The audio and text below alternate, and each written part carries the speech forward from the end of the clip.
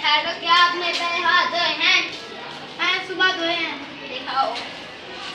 देखो, हमारे हाथों पर बहुत जरासीम होते हैं जो हमें दिखाई नहीं देते, इसलिए जो भी चीज खाएं उससे पहले हाथ धोना जरूरी होता है। भाई हमें तारीफ आपका खाना खाने से पहले और बाथरूम इस्तेमाल करने के बाद कैसे धोने चाहिए? इधर मतलब हमारे हाथों पर बहुत से जरासीम होते हैं जो हमें दिखाई नहीं देते, इसीलिए हाथ धोने के 10 स्टेप हैं।